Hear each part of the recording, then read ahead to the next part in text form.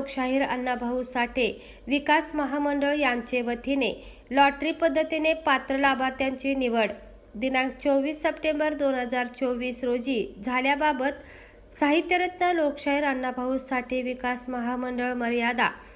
जिल्हा कार्यालय परभणी यांचे वतीने महाराष्ट्र शासनाच्या सामाजिक न्याय व विशेष सहाय्यक विभाग अंतर्गत अनुसूचित जातीतील मातंग व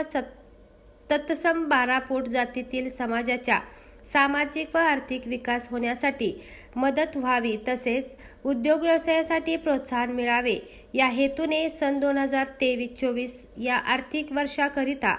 NSFDC सुविधा कर्ज योजनेअंतर्गत तसेच MSY महिला समृद्धी योजनेअंतर्गत पात्र लाभार्थ्यांची निवासी उपजिल्हाधिकारी तथा लाभार्थी निवड समिती अध्यक्षा माननीय श्रीमती अनुराधा ढालकरी यांचे प्रमुख उपस्थितीत चिठ्ठ्यांद्वारे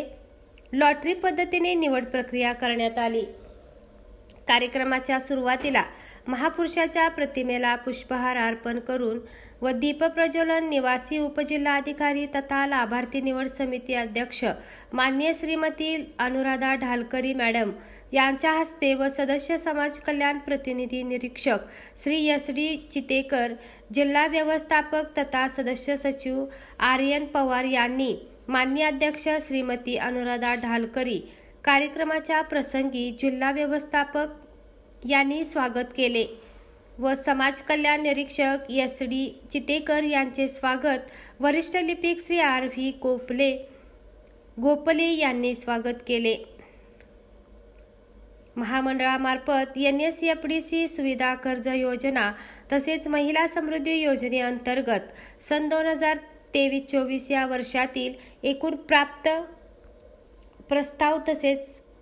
पात्र प्रस्तावाबाबत माहिती दिली। यासह मान्यवरांच्या उपस्थितीत NSFDC सुविधा कर्ज योजनेअंतर्गत लाभार्थी निवडीचे उद्दिष्टे 50हून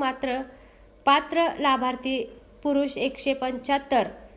महिला लाभार्थी 63 असे एकूण 238 पात्र लाभार्थ्यांची चिठ्ठ्यांद्वारे लॉटरी पद्धतीने निवड करण्यात आली।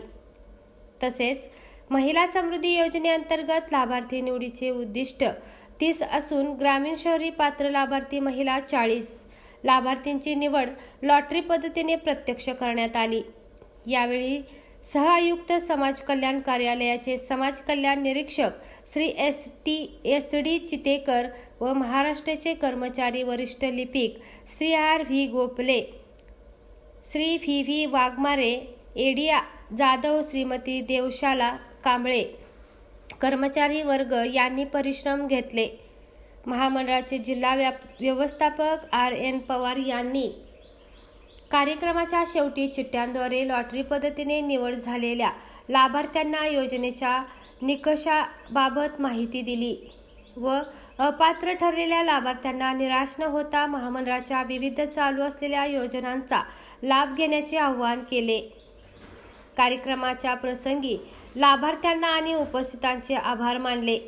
ग्रामदेवता प्रतिनिधी डॉ DM लोकडे पूर्णा।